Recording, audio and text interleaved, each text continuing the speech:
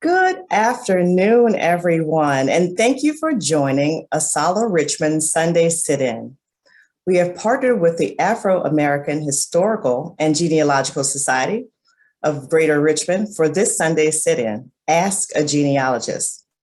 For those of you who are not familiar with ASALH, it is the acronym of the Association for the Study of African American Life and History. It was founded by Dr. Carter G. Woodson. Good afternoon, everyone, and thank you for joining ASALH Richmond. ASALH Richmond was chartered in 2020. The majority of our events have been online due to the pandemic, but last year we started Sunday sit-ins. And this year, once a month on the fourth Sunday at 5 p.m., we will have our educational sit-ins. Today is our kickoff for Black History Month. We have a lot planned for the month of February and would like to invite you to join us. I will put a link in the chat to give you all of our upcoming webinars in the chat, and the registration link will be available for you to register. Please peruse throughout them at your leisure. I'm excited to get started with our genealogy host, Dr. Shelley Murphy, and our genealogist, Viola Baskerville and Besida White.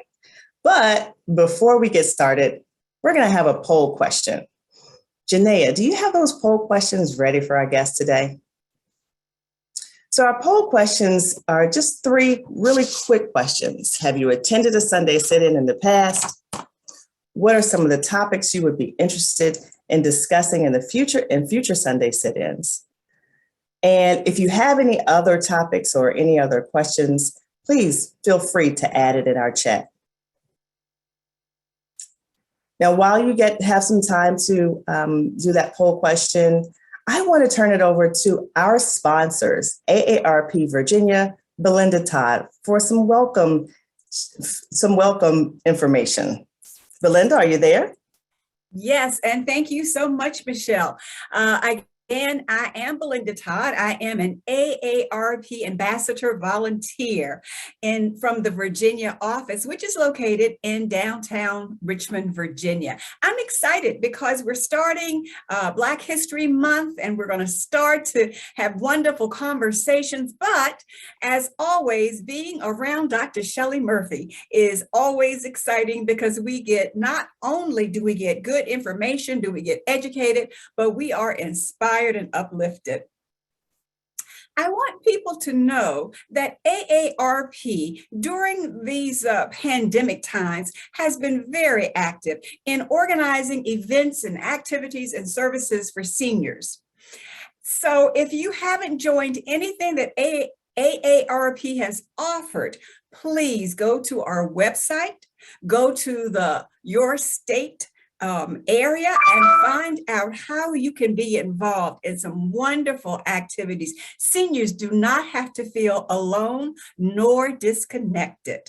So I'm excited. Michelle, I'm handing it back over to you. Thank you so much, Belinda Todd. You're such a dynamic AARP volunteer. Thank you for being with us today. And now I'd like to turn it over to Larry Clark, the Richmond, Virginia president of the Afro-American Historical and Genealogical Society. Larry? Thank you, Michelle, and good afternoon to everyone. I just wanted to briefly talk about what AAGHS is, and I like to just point out that our presenters today are all members of AAGHS, so I'm very proud and happy to be associated with them. Our organization is encouraging studies in local and family history. We encourage individuals to share genealogical and historical expertise. We host workshops and seminars to present information, speakers on history, genealogy, and cultural aspects of our heritage. The major focus of our organization is the Richmond area and the Central Virginia counties. But many of our members have family roots in other counties, other states across the country. So anyone with interest in African American genealogy, if you join our chapter, you'll find information that will extend your knowledge of genealogy and history. The Richmond chapter is networked with over 35 other chapters across the country, and that's through our membership of AAGHS National. AAGHS National gives us tremendous benefits by being connected with other regions in the country. And one of the major benefits, just to point out, is that every year AAGHS has our national conference, and that conference brings together numerous scholars on genealogy and history. And in 2001, there was over 700 attendees of our national conference. So if you want further information about AAGHS, please come to our website. It's www.aghsrichmondva.com. And thank you.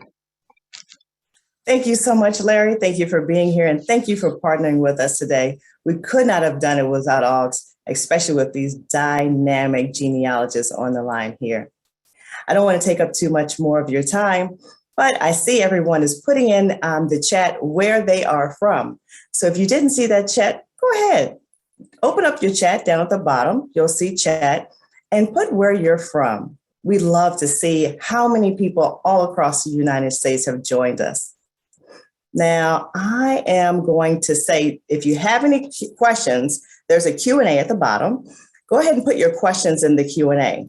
We will be adding some information in the chat about, Black History Month information, about how to log into AAGHS websites. So keep that chat open as well. But for now, I'm going to turn this over to Dr. Shelley Murphy, because I know you're tired of hearing me. I want to hear some genealogy. Dr. Murphy, it's on you now. Thank you so much. All right. Thank you and welcome. And thank you, audience, for tuning in on Sunday sit-ins. This should be very inspirational, because these two ladies that we have here on the panel have deep history, deep experience, especially in Virginia. So we're going to talk a little bit about some of their accomplishments in the genealogical research, challenges of doing African-American research. And then we're going to discuss a little bit about the value of why you should be doing your genealogical research on your own family. And after that, we'll share information on some tips and some records and things like that, and have you ask us questions, and we'll go from there. So, Poseida, you're up at the top of my screen, so I'm going to start with you first. Please tell us about the area where you research, the group, that genealogy group that you're with, and what you guys are working on over there in that Middle Peninsula area. Hey, well, hello, Shelley. Hello, everyone. It is wonderful to be here and to share. And we've been so busy during the past 21, 22 months of the pandemic. It's truly been amazing. I'm a member, as you've heard earlier, of the Greater Richmond chapter of AAGHS, a founder of that group. I'm also a founder of Middle Peninsula African-American Genealogical and Historical Society, and that's the group Shelley referenced that is primarily focused on those Middle Peninsula and Northern Neck counties in Eastern Virginia. So Middlesex, Essex, King and Queen, Northumberland, Westmoreland, and so on. But we've been so busy. You know, the pandemic, well, we know what the pandemic is and has been, but I always see a silver lining to what I call the pandemic cloud, because we've been so active. It's such a wonderful time to be doing genealogy. It's a really heady time, one of the best times. And I've been doing this probably for 40 years. And I'm just so excited about all we've done in the past few months. In fact, our group, both groups, both Richmond, AAGHS, and Middle Peninsula, have grown exponentially by leaps and bounds, because now we have people involved from all over the country. We're able to bring in speakers without regard to geography. And it's just that we even have people from the United Kingdom who've joined. So that's just been really great. Some of the things we've been working on is Middle Peninsula has been, we've got a couple of two or three main research projects we've been working on. And some of that is around our attempt when we discovered, I guess about 3 years ago, that only 12% of the highway markers in the state, you know, those gray signs that you see around the byways and highways, only about 12% reference Black folks. So we thought, no, this isn't right. This is not how this should be. So we set to do something about it. And we've been so successful. We're so pleased. We unveiled 2 markers in 2021. We have 2 that have been approved that are set to be done in 2022. We've got 3 others actually that are in the pipeline. And all of those are research projects. And so basically, I'll be real quick about this. One was we were looking at a group of Black men who in 1861 self-emancipated themselves at Stingray Point in Middlesex County, Virginia. Most of all we ever learned about Stingray Point was Captain John Smith, but no, there's something else. And so these men emancipated themselves, became a part of the Union Navy, probably over a year before Black men could join the Union Army and the USCT. And so we did a highway marker and then a research. We've had a community research group trying to find the descendants of those sailors. Another area we've been working on is the documented lynchings in the area. In this area, we have 1 documented lynching in Essex County, 1 in King and Queen County. We were able to do the research to get the Essex County marker approved, and it's been put up, and we had the dedication last month. We had a research team trying to find the family of the victim. We were unable to do that, but they haven't given up. They're still researching. And now we have a research team, I guess, of about a dozen people from all over the country, many experienced genealogists, some who are just learning, but who are working on documenting the 1923 King and Queen lynching of a man named Horace Carter. And so we've just been really, really active and so pleased with that. And for me personally, I have, as long as I've been doing this, there are some lines in my family that have really been the difficult ones that have gotten short shrift. And so I've started to work on some of those. I've made all kinds of strides during the past 1.5 years. And we formed a closed Facebook group for one of the families that folks just didn't know each other. For another one of my very close families, in fact, my first cousins, we've done Zoom periodically, and we have spent more time together and learned more about each other and about our family history in the past 1.5 years than we have in 50 years. And so It's been a really good thing. There's so much going on, and we're just all really excited about it. I'm excited too. I love watching what you guys have been posting on Facebook, and the outreach to the community is what's really amazing, that everybody's coming in and saying, I want to help, or what can I do? Mm-hmm. So I'm going to turn this now over to Miss Viola Baskerville. Your turn. Hi, everybody. It's so great that you are joining us on these Sunday sit-ins. Our Richmond chapter just recently celebrated 10 years anniversary. We're really excited about all of the individual projects that we've done.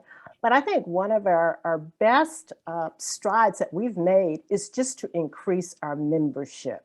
And I think Zoom has allowed us to do that. We have every other monthly meetings, and we're seeing people from all over the United States. We're increasing our names, our surnames, because as our president said, we have people that are researching all over, but of course, all roads lead to Virginia. And so we interact with not only the Middle Peninsula chapter, but also other chapters that tune in. Personally, one of the things that I really worked on really hard before I even really got involved in AAGHS was to make sure that we knew who our Reconstruction era African-American legislators were.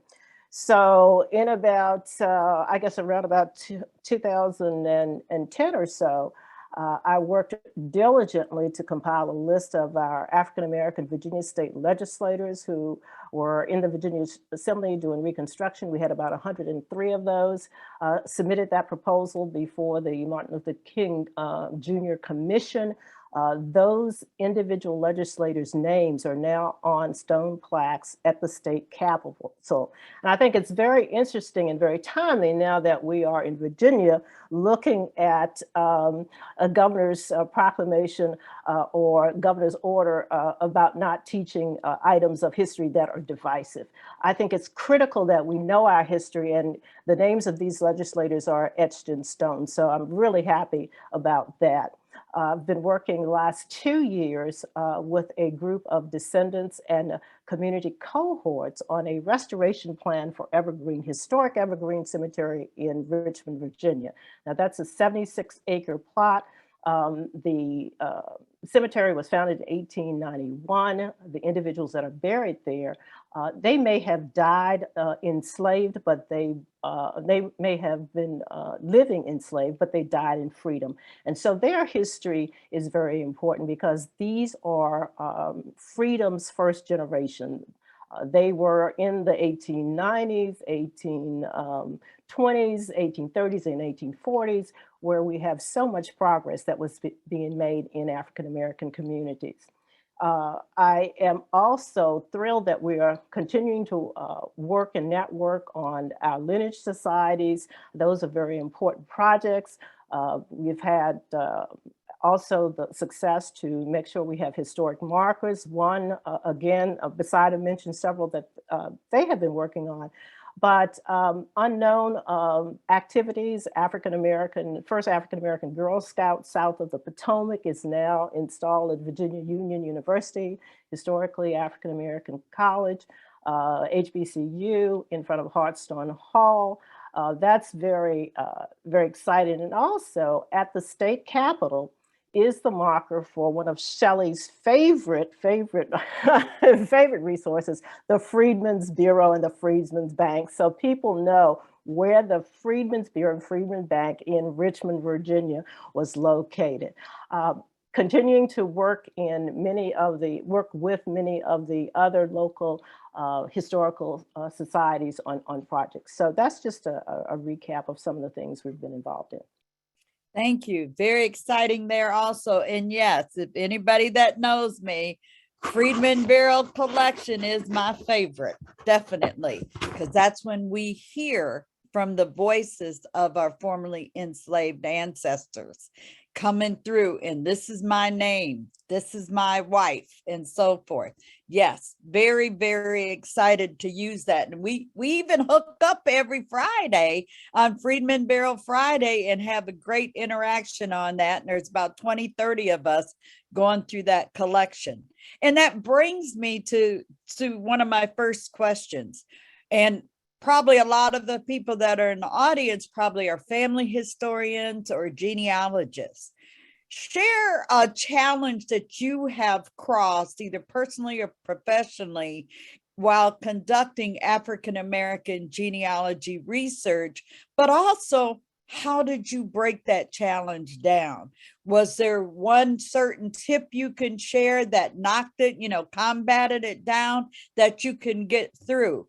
I personally, a topic I use is timelines. That helps me with my brick walls because I can see things in chronological order and see where there might be gaps or something is conflicting. So beside, I'll start with you. Would you offer one of the challenges you faced while researching African-American ancestry, but then again, what helped you possibly to break that challenge down? I should unmute so that you can hear me. Viola, let me say this. When you talk about the legislators, there's a marker approved for Armstead-Nickens. So watch for that. Lancaster County. He's on that list. Yeah, he was in the legislature in the 1870s, and his family, Francine Hunter, I don't know if she's on one of his relatives, and others have worked on that. So that's coming. But anyway, back to some of those issues. Shelley, I love timelines as well. And timelines, and I know you are the true expert on timelines, but I use them for two different things. One is I use them to order what I'm doing. In other words, if I'm trying to get the facts of somebody's life, and then I'm going to put that timeline together and see whether it makes sense. And sometimes if it's out of order, if that's the wrong person with a given identical name to someone else, then you so easily see that on the timeline. But the other thing I do with timelines is they are such a wonderful vehicle for communicating information to others who are not as much maybe into this as we are. You know, I know we've all had the instance when you're talking and you're just going on and on about family history and people's eyes start to glaze over because they said, okay, here she comes again. And so we use timelines in many of my families as a way of communicating. A timeline is user-friendly.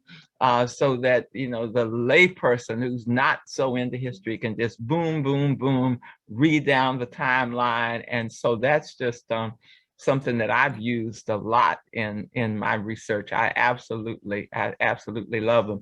But as to go back to your question though, to me, one of the largest barriers in terms of African-American history is the challenge of thinking that we can't do it.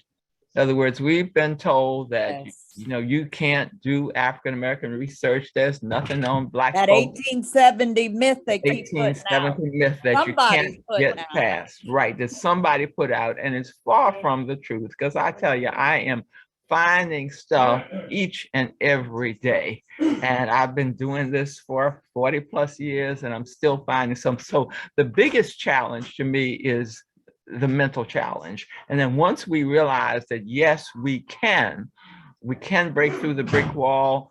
No, not all Africans were enslaved. We can find that information. Then we get into all the little tidbits about how to go about doing that. Thank you. Great tip. Viola, what's Well, one of the challenges you've come across and been able to solve?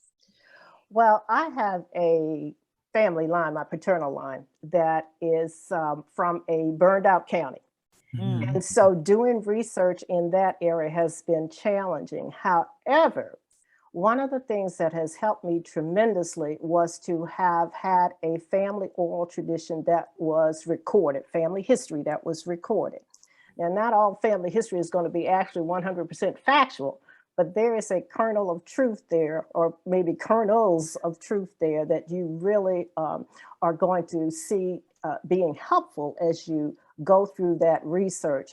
And so ways that I have been able to work around some of those obstacles because of the burned counties is to think of other resources. Are there other resources that were recorded at the state level, that were sent to the state level at some point, so you have another resource there? Are there federal records available so that you can look at those federal records?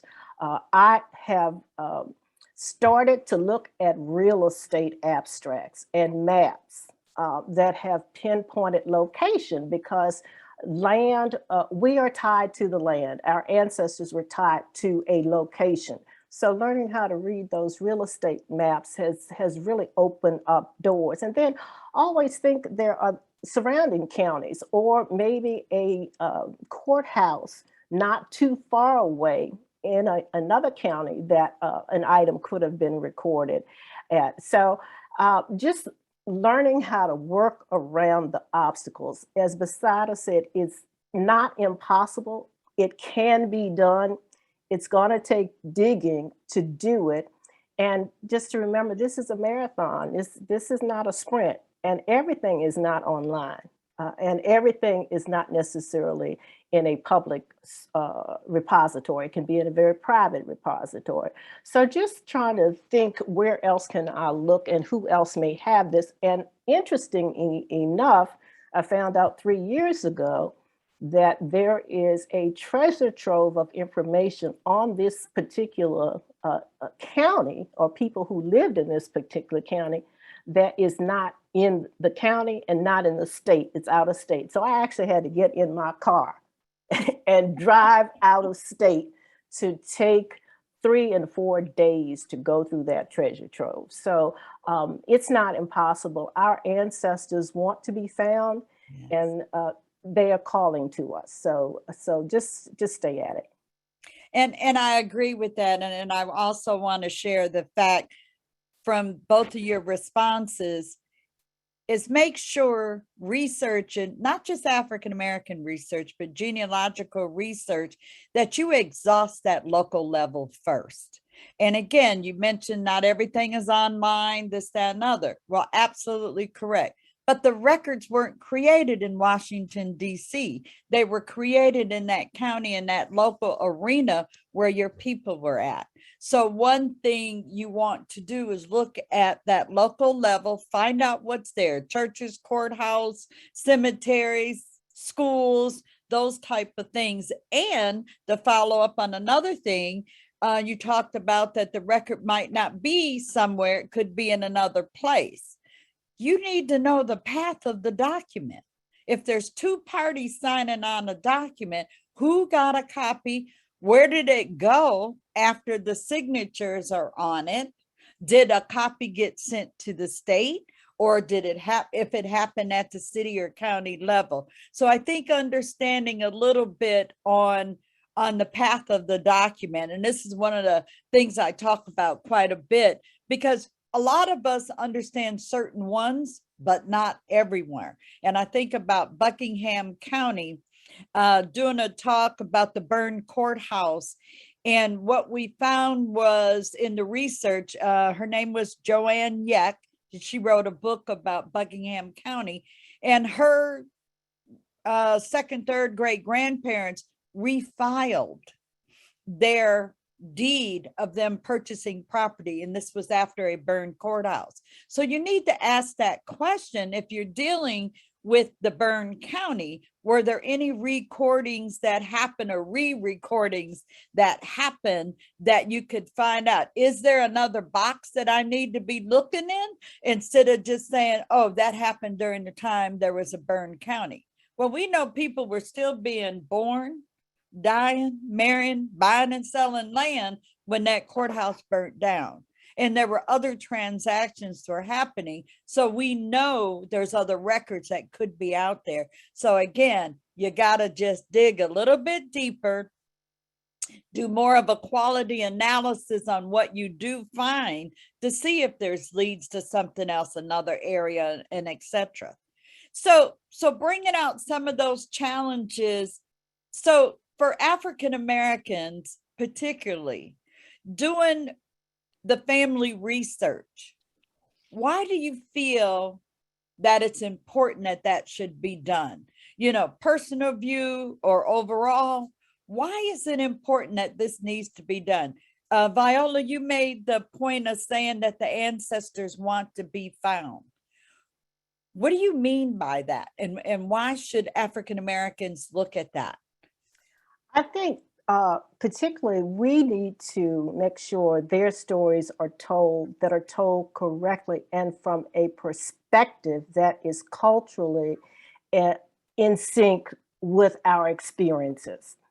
We know that in the past, so much of our history has been whitewashed. It has been not thoroughly told. It's not been told from our perspective. And as we research these stories, we find out how excellent our people have been and how much they have made and contributed to not only American history, but world history. Recently, a prime example, Hidden Figures. Absolutely. Very astute group of smart African-American female scientists at a time when America was making a race to the universe, out to the universe, to the stars, to the moon and beyond. And the critical role that group of persons played in placing us where we are. So those stories need to be told. And also we need to be able to keep our oral traditions alive, because if we do not document our stories and narratives from a cultural, sensitive perspective, who else will? And we need to pass those stories to the next generation. All right, Poseida, it's going to you. Great points. Yeah, well, those stories are so inspirational for not only those of us adults, but for our young people, just as I've been seeing this little drawing that as we look at the possibility of a Black woman on the Supreme Court, and just what the image of somebody who looks like you look being in a certain space. And so, and as Viola said, who knew about Katherine Johnson? Who knew that all of those women, who knew that a Black woman led the team to discover GPS? And so it's so important that we tell that history, because nobody else will tell it from the perspective that we will. And so that's our responsibility, not only to ourselves, but for posterity. And this kicks off, come and say February 1. Start asking questions in the family. Go ahead, take advantage of it. Associate Black History Month with the time that you do some self-reflection and study. What did you hear from your grandmother and so forth? Or what happened, or what questions do you have about any of your relatives? Maybe I find out, even though I'm born in Michigan, but wait a minute, my second great grandmother was born in Virginia. Where? Who was she with? Who's her parents? And go from there. Any traditions did she bring from Virginia to Michigan? So again, the stories are inspirational, they're informational, and they're powerful, because the image of what we thought might not be what ends up what we seek out and find out. So I have another question, and then we'll open it up to the audience, to both of you. And one of the questions, if you had the chance to tell your younger self something about this genealogical research, what would it be? Besida, you going first. You got a smile on your face. I'll weigh in that. If I could talk to the Besida White of 40 years ago, I would tell her that she should document everything. Yes, that Besida did not know, that she had a couple of degrees at the time. She'd done all kinds of research and all kinds of academic papers, but she did not know that you need to document your sources. And as a result, she is still struggling with, wow, this is something, well, somebody told me that. I got it from somewhere 30 years ago, no idea where. And so, it's the old cliche that, genealogy without documentation is fiction. And so, yeah, I really wish that I had known to document, because it's just caused me a lot of headaches, a lot of these gray hairs from not documenting. So they have names on them. Yes, they do. They have names. So Viola. Yeah. What would you tell the younger Viola? I would tell her to sit down with as many of the older relatives that were alive at the time and just let them tell their story. Just turn on a recording device and just let them go. And if they mention a name, I would say, tell me more about Aunt Manny. Just tell me more. Just tell me everything. And then I think I would also get as many of the older relatives to submit, who are willing to submit a DNA sample, because our history is in our DNA. And of course, when those older relatives have that DNA submitted, that's more of a connection to a previous generation. So those are two things I would do. Of course, 30 years ago or 40 years ago, that wasn't the case then. Right. But now that is the case. Now that's the case, and there's so many companies that have the DNA possibilities of do your research and find out what's the best company to use, and also how does that fit in with your plan. But again, take the oral history, because there's so much information there from the older relatives as possible, and then get them to spit in it too. Great. Well, one last thing, and I'll turn it back over to Michelle so we can get the audience questions. What we've shared and what I heard today, number one, local, research local. Number two, document your citations, your resources, right? You got to plan that research. I heard some of that, planning it out. And taking advantage of the oral history, especially now more than any, because those that are gone, we can't ask questions, right? And the other thing is, think about what is your favorite collection or research tool that you use. And I'm throwing that to the audience. Where do you like best and where are you most comfortable when you're researching? You know, is it the census, you know, and whatever it is, make sure you take that deep dive analysis on it. Don't just take and look at it and say, I got it and move on. Think about the information that's on there. And that would be, I think for me, for my younger self, I'd have to do both of your questions. I'd have to write it down. I have a 91-year-old in the other room, my mother, and she says all the time, I wish I would have wrote down what my grandmother said.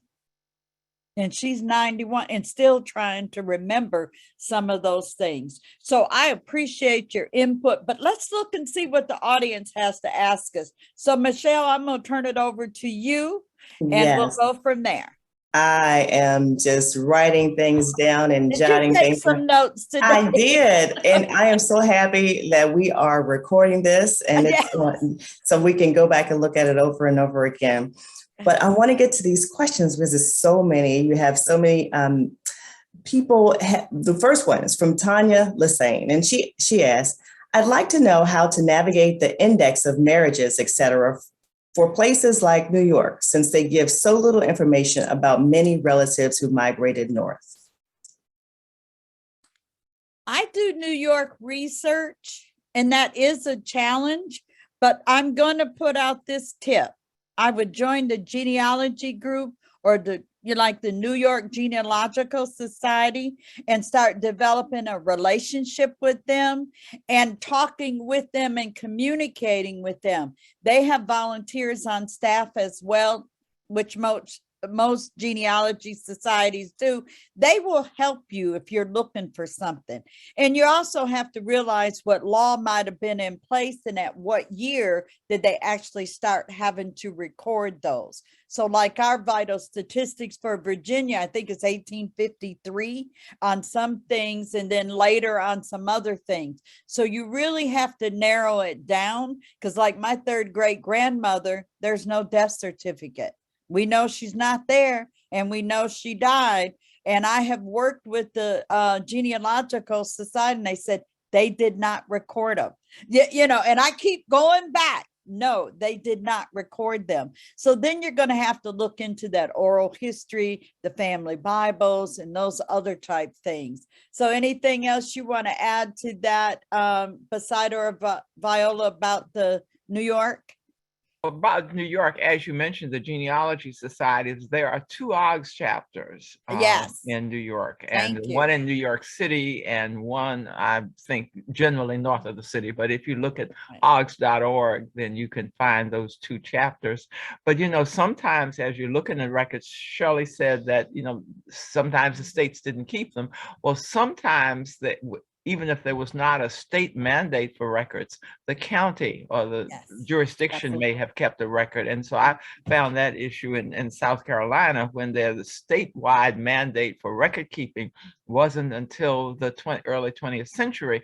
But then I found in some instances where I knew the county, then I could go to, say, Newberry County for an earlier record. And so that's something you might want to look at as well. I don't know specific.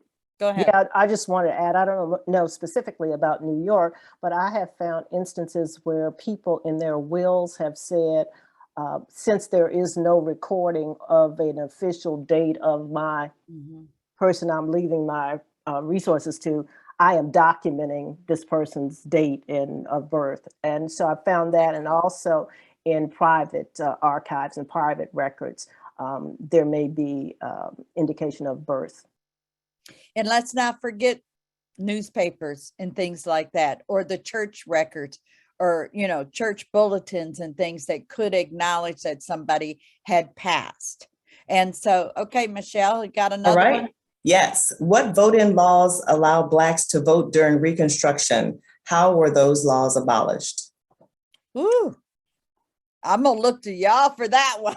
Well, I will say, specifically in Virginia, there was an Underwood Convention held 1866 to 1867. Virginia, like all states that had to be readmitted to the Union after the Civil War, had to have a new constitution drawn. And so after that constitution was drawn, they sent delegates to the state capitol.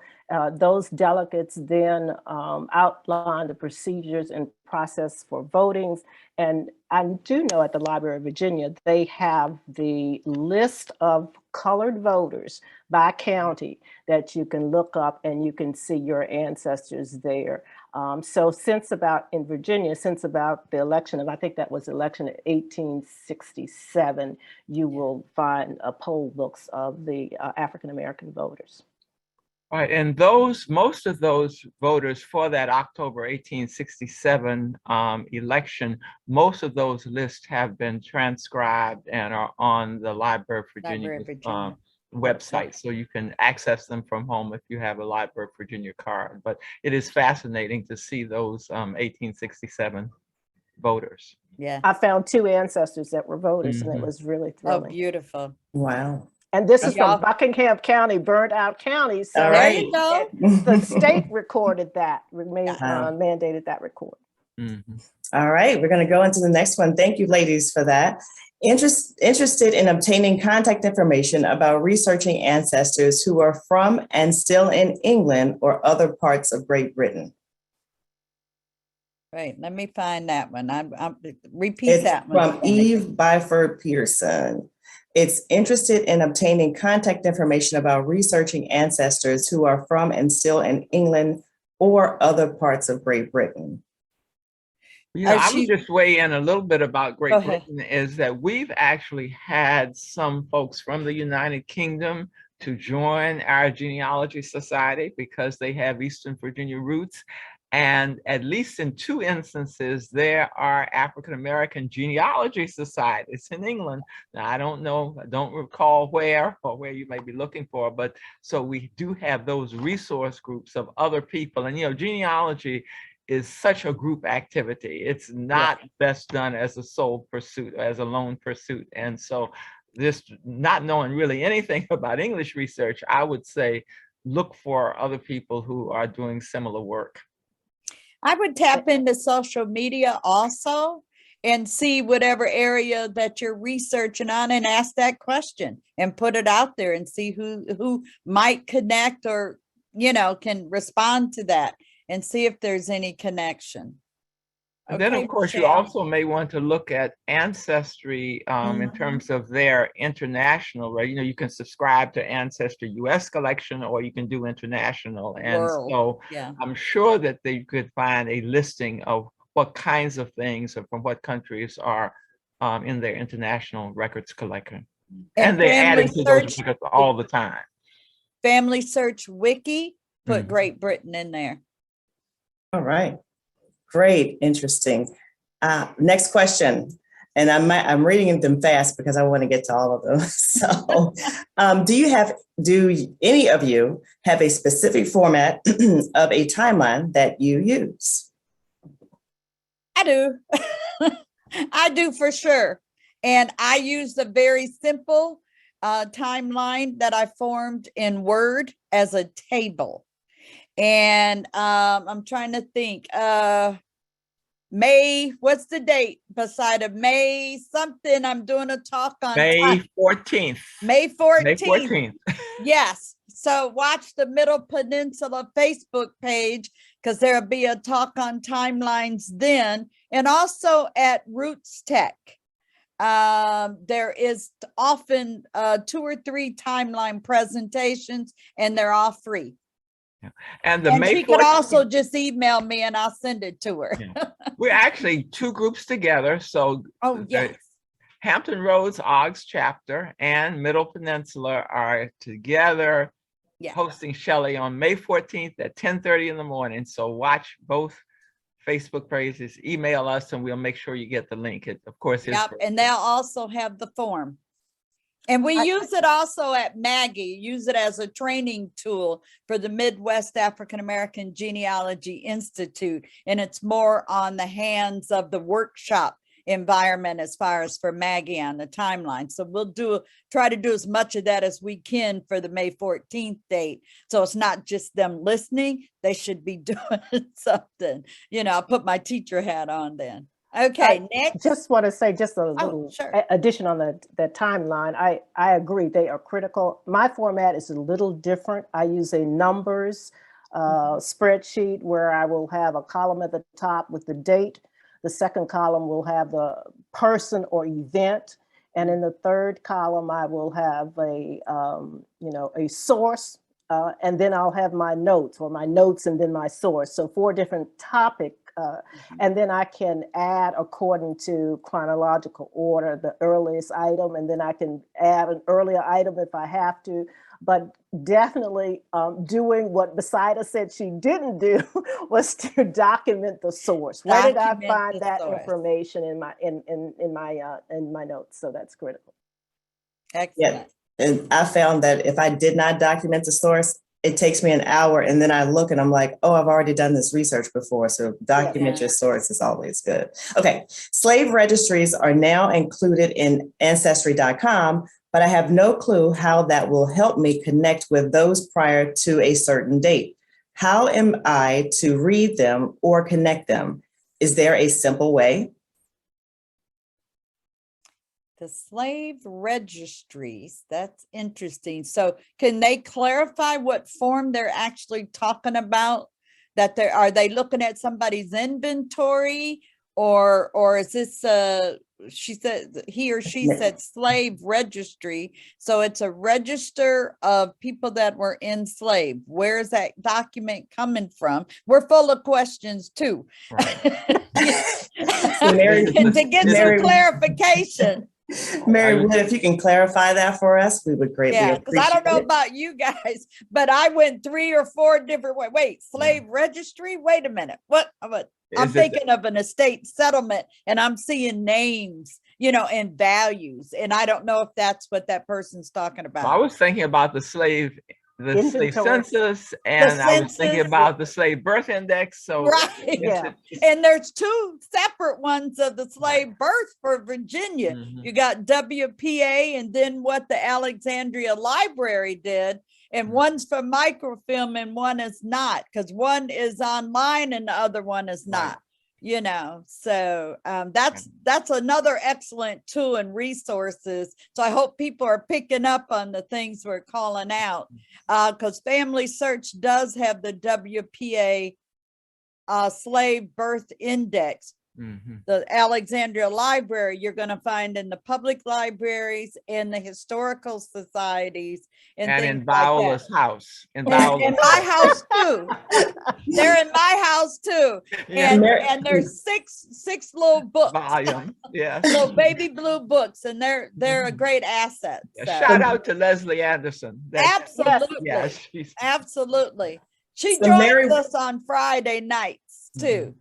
And I have a response from Mary Wood. She said, no, she's regarding the listed, just no names, listed just counts. I guess she's talking about the counts of the slaves. 1850 and 1860 slave schedule. She's talking about the census schedule. Yes. So I guess let me go back to her question. She says, the census schedule are now included in Ancestry.com, but I have no clue how that will help me connect to those prior to that certain date. How am I to read them or connect them? Is there a simple way? So I'll say something real quick. As far as those 1850 and 1860 slave schedules, what you're going to see is just the name of the head of the household that is a slaveholder, or it's the overseer. And then the enslaved people are only identified by gender, age, and their race or their color. So you have a lot more to do on that front end and the back end before you get to the 1850 and 60 slave schedule, because there's only 3 or 4 counties in the whole United States that have names identified on those schedules. And in Virginia, it ain't there. If you're looking in Virginia, that is not one of the counties. But my thing would be to start from the 1870 census and then hit that Freedmen Bureau time, because you've got to first determine if your folks were enslaved or if they were free. So you got the 1860 slave schedule, but you got the 1860, I'm going to say regular schedule. And Viola or Basada, I'll let y'all take it from there. Well, because the 1860s census is the first one where you have the head of the household. Yes. And you have names of the people in the household. Well, 1850 was the name of the people in the household, Right. then 1860s. But you have free inhabitants. Correct. So both the 1850 and the 1860s census look closely because they are identified by race. You can have a person's, if they were free, you can have their full name and their identification by race, their age and gender, and then you will see groups of people together. And if you can go to the 18 and want to switch and say 1870, and you can identify groups of people together in ages, you can maybe make a comparison of that group in an 1860 census that did not have names and they were enslaved. But you can only I guess, say this may be this group without any other further documentation or evidence. Yeah. I would be very careful of making assumptions about identifying people in the slave schedules. There is a television show that we all watch, and they are so quick. He is cleaning it up. The last time he looked at it, he did very well. He did better. Well, they are so quick to come up with an answer. One of our favorite scholars to say that, oh, this is your great grandfather. And you may not be able to make that. I'll give an example in my family. My double great grandfather was the enslaver, and my great grandfather, his son, was born in 1857. So in the 1860 slave census, it says that my double great grandfather enslaved 23 people. 22 are listed as Black. 1 is listed as mulatto, male, and 3 years old. So there is a pretty good chance that that's probably my grandfather. But Yeah. most of the time, no, you probably won't. As Viola said, you might get groupings of people, but you may not be able to determine that. I'm working on another project where this person, an enslaved man, was sold south from Essex County to Mississippi, and he purportedly left a wife and a child, and he was sold in 1859. In the 1860 slave census, the enslaver, whose identity we know, enslaves 2 people, an 18-year-old woman and a 2-year-old child. So, that's probably— But it's a deeper analysis in order to probably, get to but there. in most of the instances, it just really doesn't happen like it does on television. Correct. And just to say, that person you're talking about, it's all made for television. When it looks and sounds good. It does. Yeah. We cringe. We cringe, but he's getting better. Yes, he's getting better. Yeah. So I have one. This one I know. I heard you talk yesterday, Dr. Murphy. How do you think the 1950 U.S. Census will impact our research, especially Virginia? How it's going to impact our research? Well, number one, and as I mentioned yesterday, we're now not necessarily, when we look at the 1950 census, we might not be calling people ancestors that you might be looking at. You're looking at people that are still alive and wondering. But the biggest impact, I think, is that people need to plan and set that goal for who they're looking for to be in that 1950 census and what is it that they want to know. So the impacts will take them more into a deeper dive into their tree and what they already know about this line. Who should be in that 1950 census? If they're not born before April 1st, 1950, they're not going to be there because they have to be alive prior to when they started taking the census, which was April 1st, 1950. And so I think the benefit is we're going to be able to connect. And one of the things I recommend is looking at 1940 and also 1950 and doing a comparison. You got a 10-year span there, see what other records were created within that 10-year span, and then look at what questions were answered in 1940. Hey, 1950, are my people still in the same place? And wait a minute, do they have the same neighbors? And start looking also at community, not just individual. And I'll let the other two, if they want to chime in on about the 1950. I'm excited about it. I won't show up in it yet. I'll have to wait, but I have family that I know will be there, and it will be nice to be able to see someone that's living. And like I said, they're not going to be ancestors. I got brothers that will show up this time around because I didn't get them in the 1940 census. So there's all kinds of things that will come from those questions that are asked. Basida or Viola, any comments on that? I'm excited, and I'm going to be in this one. Well, I won't be in this one, but she won't make this one. But one of the things that I think is really interesting one of the things that I've used after the 1940 census is the city directories. Yes. And so it's going to be very interesting to chart out on my timeline again, what information I have from the city directories, and then to get those folks up to 1950. And of course, that we used to camp out at the National Archives, and at 12:01 we were ready to rush in. Yes. And I think the system crashed once it was electronic. So it is exciting, and I trust that the systems will handle all of us browsing, because they won't. I don't know how long it will take to get them indexed. Well, and they've got that artificial intelligence, Ancestry, and the National Archives.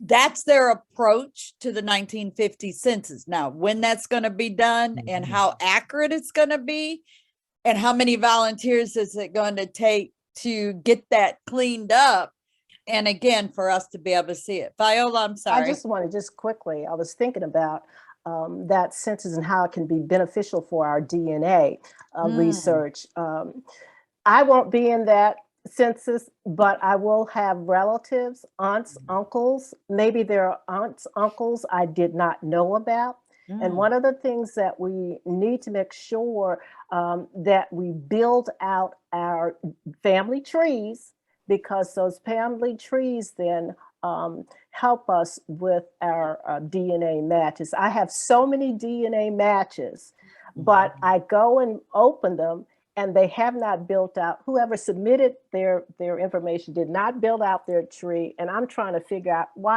who is this person, my fourth cousin or my fifth cousin? And that's because the match didn't build out their tree. So I'm looking forward to that 1950 information to help me clear up any holes in my relatives that I may not have. Michelle, one last little tip. Folks, get a genealogy buddy. And if you don't belong to a genealogy group, get you a buddy. Or if you're in a genealogy group, look at your group, maybe setting up study groups or something. Maybe you're focusing on a certain area. Basida mentioned Essex County. Maybe there's 2 or 3 members in that chapter that are researching, wherever you're at, Essex County, Virginia. Start working together and sharing information and resources and things. And I think that's a takeaway for any time that's coming up. And it's beneficial because I go to my genealogy buddies for my challenges, not just successes, but more of the challenges, because it's probably something they have faced as well. And maybe the 2 or 3 heads together can help resolve that. There you go, Michelle, or beside Yeah. it. Yeah, I just wanted to piggyback on what Viola said about the lack of trees. It's so frustrating. In fact, we often think that the people who don't have trees are those folks who responded to the ethnicity advertising on television and who are not really genealogists, but just wanted to find out whether they should be wearing the lederhosen or the kilt. And so they don't ever look back at it. But what we're seeing is that many of genealogists, many of the persons in our groups don't have trees. So please, please attach a tree to your your DNA results. I mean, please do.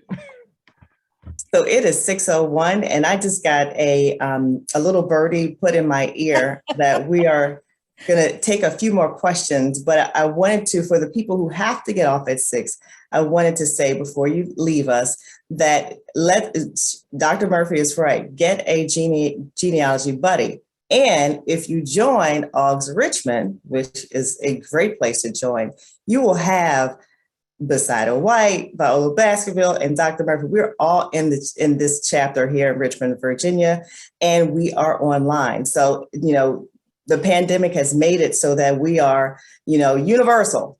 So join AAGHS Richmond. That's just a plug for AAGHS Richmond. I want to go into another question. And thank you all for the ones who have to leave, but we'll stay on for about another 10 minutes, take a couple more questions, and then we'll segue out.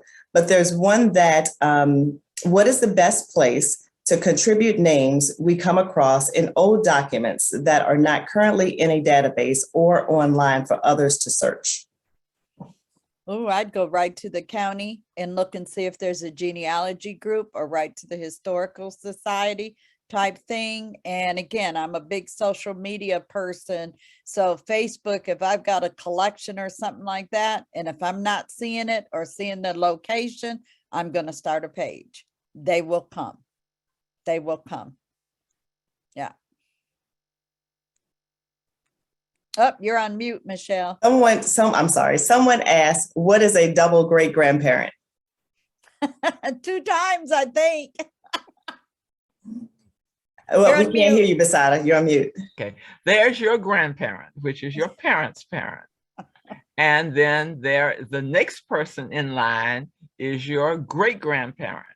So the double great grandparent is 2 greats, great, great. And so we just say then your triple great, or your 4 times great, or your 5 times great, and ad infinitum, but just a way of just stepping back through all of your direct line of ancestors. But double great, meaning great, great. Great. And here's another one. Have any of you published your genealogies in books, in a book format with visuals?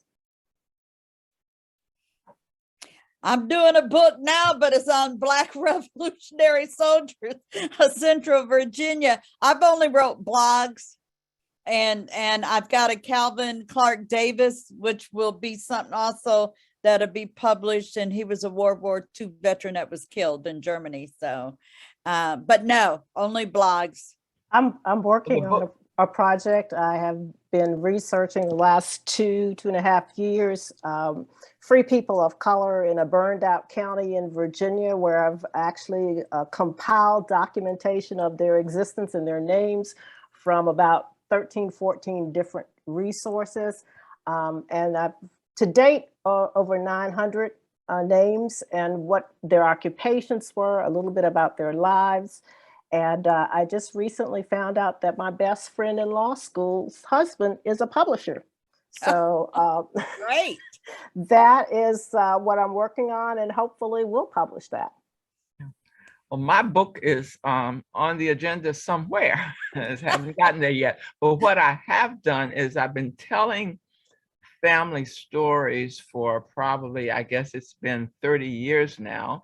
We published a family cookbook. The first one I did was in 1990 for my father's family. And then we did another one about 10 years later, a different family of mine. And so we've been telling the family stories through our culinary heritage. And that's just been a wonderful thing to do. And of course, all of these books have family trees, they have family narrative histories. And the thing about the cookbooks is the anecdotes and stories that place the recipes in the context of their time and usage are just as important as the recipes themselves. And so we've been telling the family story that way. They are published.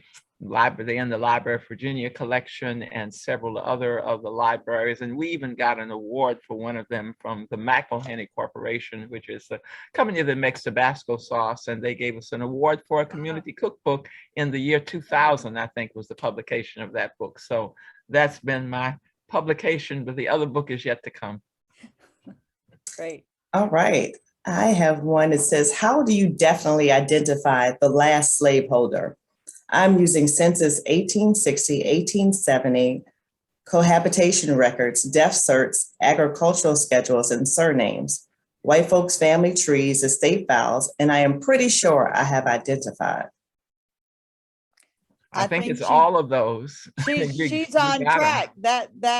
Jennifer, I think you are on track. You're a deep researcher. I know you personally. And so I know you are exhausting that search to make that determination if that was the last slaveholder.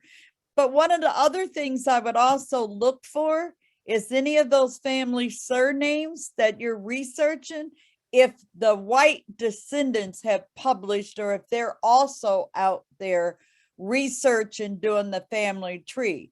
Because all of you know, if we do African-American research in this country, we also have to do European or white research right along with it. These two races are together, and the records with the African-Americans did not create the records or write the laws. They're part of the records.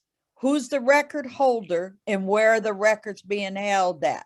It's not at my house or at your house. So you need to track where that information or who's the holder, know that law that's in place during that time. Why did they have to do it? Why was it created? And then find out again, are the descendants of the slaveholder who you think you have identified, are any of them out there, family historians or genealogists, and hope that they'll communicate with you. In my work with UVA, I've had great success with descendants of the slaveholders wanting to help and help identify and sharing information. So you're on the right track as far as I'm concerned. Yeah, I love those cohabitation records. If you are lucky enough to have them in the jurisdiction you're researching, then they're golden.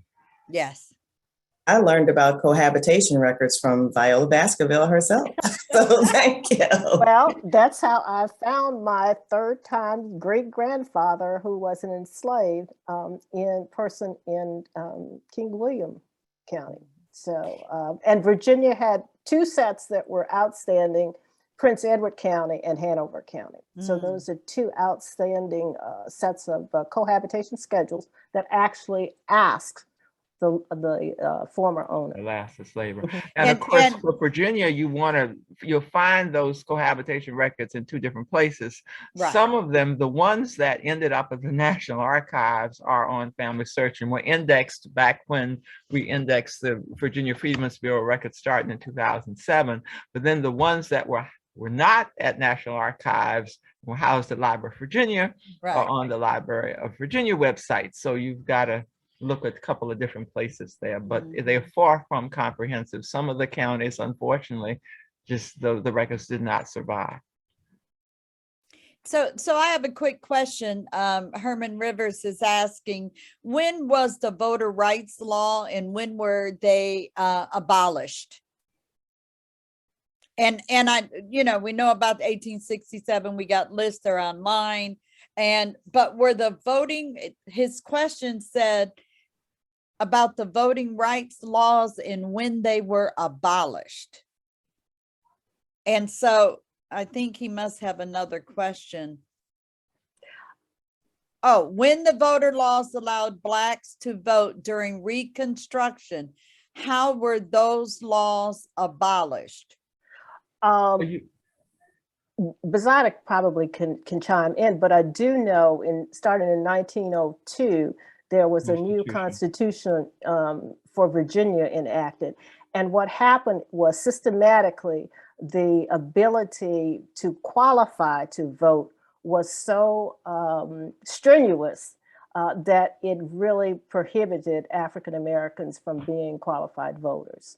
Right, the Constitutional Convention of 1901, 1902, and that's kind of as Viola said, beginning of Jim Crow, at least in this state, and that would vary from obviously from state to state.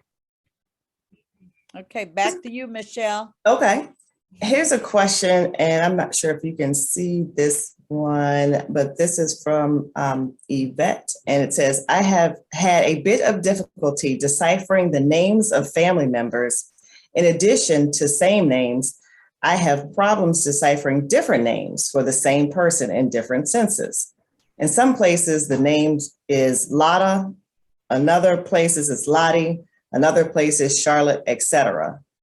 And that question is gone, but she was saying, is there a book or something that she can get help with to decipher the different names and how she can do that properly?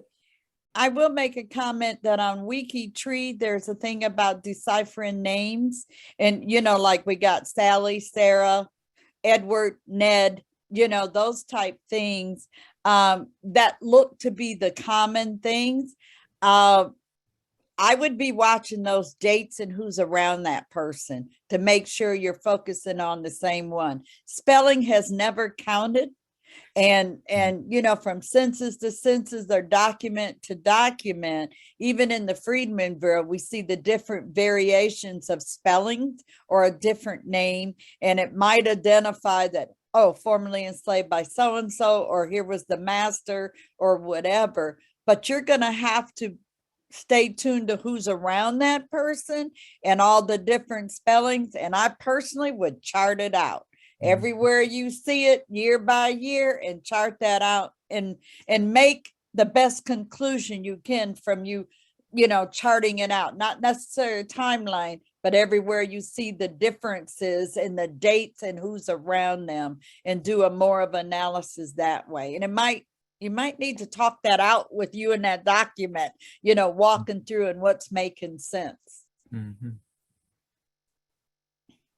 I see Jean Cooper, she's in here, and she said, talk it out just like you said. So, say the name and then say it how someone would say it. It might say Lottie or Charlotte or Charlotte, or, you have to just, I normally write it down on a sheet of paper and write it in different ways and then look for it in different ways. And thank you, Jean, for being here. And those of you that don't know Jean, I'm sorry, Jean, I'm calling you out, but it's Jean L. Cooper. And she authored that book called The Index to the Antebellum Southern Plantation, a great resource that a lot of genealogists use. So thank you. I have that book right with them little light blue books of the Slave Birth Index.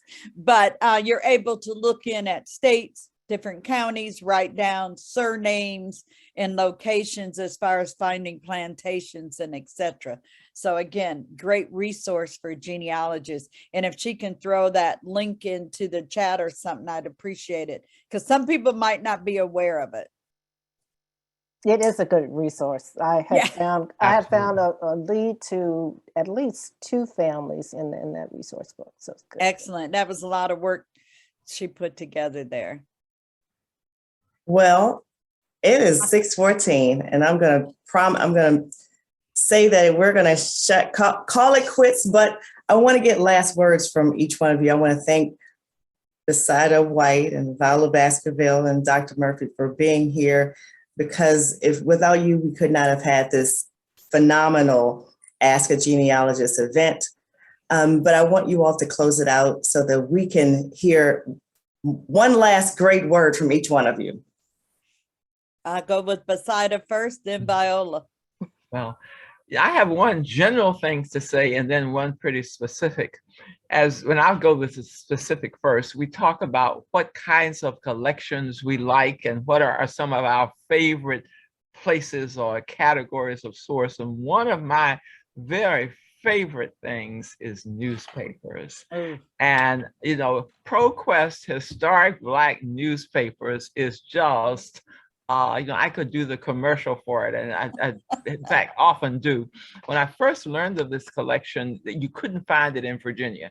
Nobody in Virginia had it 15 years ago. And this is an archive of Black newspapers around the country: New York Amsterdam News, Cleveland Call and Post, anyway, on and on. Of course, the Afro and the Journaling Guide and the Tribune and so on. And so it is just wonderful. It is so amazing what the Black press wrote about the Black community, whether it was hardcore news or whether it was just so-and-so visited their sister in Philadelphia last week, so-and-so is ill and just out of the hospital or whatever, but just a wonderful resource. And now in Virginia, the Library of Virginia has it, as well as University of Virginia Library has ProQuest Historic Black Newspapers, and the Library of Virginia, you can access it with your library card. So that's a very specific thing. The general thing I would leave you with is, as you're doing this work, don't assume anything. right. Don't make any assumptions. Make sure that you really employ the logical process of approaching whatever you're doing. Don't assume anything. Viola? Ditto to everything Besida said. I love the Black press. I mean, just the press in general is wonderful, because I found a family connection for a client that was not anywhere else, because she was looking in a burned out county. But the newspaper was there, even the courthouse burned down. One of my favorite resources is the Virginia Index to Estates, 1800 to 1865. You go through there, you pick your area, you pick your county, and it saves so much on traveling around, because you can go right, if you got a family of Smithersons or whatever, it'll tell you every deed, will that's recorded everywhere in that locality, and maybe in other localities. And I have found deeds and wills that have been from out of state recorded in Virginia that's in that index. And remember, genealogy is not a race, it is a marathon. It is a commitment, a passion. Get the next generation engaged, even if it's a technology project with you. Everybody loves the DNA. Hook the DNA up with the technology and make it very creative and fun. Excellent. I'm going to ditto both of the ladies, and my two little comments. One is, stick with the basics. There's no magic out here. Stick with the basics. Understand African-American history in this country. Find out what records and resources are available in the area that you're researching. Start local and build out. And remember, every record creates a record. You need to self-analyze what you're dealing with. Everything, even the census, you need to question what's on there and find out what leads or what information it is trying to tell you, and plan your research. So those are my little tips to share. Last words, per se. Yes, thank you, ladies. I know it's not your last words. I love listening to you all. I mean, when we are on our AAGHS meetings, I just sit there and I just soak everything in. So that's one last plug for AAGHS Richmond, because we have dynamic people, and all of AAGHS, the Afro-American Historical and Genealogical Society. I know I'm saying AAGHS, but that is what it stands for. I want to thank everyone here who has joined us for the ASALH sit-ins, Richmond, Virginia. Our sponsor, AARP, we could not have done it without you. We have utilized your platform to have many people on this call today. We had a record number, and I am excited about that. We've had questions from all over, people from all over the United States. I see ASALH members, I see AARP members, I see AAGHS members from all over. I want to thank Larry Clark for being our partner also. And to the ladies, the Honorable Viola Baskerville, Dr. Shelley Murphy, and the genealogist of the Middle Peninsula, Basada White. Thank you so much for being here. Now, don't forget, we have Black History Month. This is our kickoff to Black History Month. We have Black History Month happenings all throughout the month of February. Our next event will be February the 2nd at 7 o'clock. We have a Wind Down Wednesday with Brian Bullock. And on that Wind Down Wednesday, he will be talking about the Dismal Swamp and African Americans. And I can't remember the title, but if you go online, if you go to our Facebook page, it is ASALH, ASALH RVA. There is a registration link, and you can go there and you can register. And we have, and that is for every Wednesday in the month of February, Brian Bullock Wind Down Wednesday. It's a film series. He'll be showing film, a short film, and we have one with the Richmond 34. We have one with, it's so many of them, I can't remember. And we have our Cultivate series on February the 22nd. Here is Africulture, the deep history between plants and Africa with Virginia farmer Michael Carter of Carter Farms. That is going to be an excellent presentation. We can't wait to have you there. If you go to the registration link, you can register there as well. We are so happy that you are here. We put in the Black History Month links. If you want to save this chat, please do so. It was very active, and I need to save it as well. But thank you for being here, and I look forward to seeing you all at our next Wind Down Wednesday, Cultivate, or Sunday sit-ins. Thank you so much, and have a great evening. Bye-bye now. Thank you. Bye.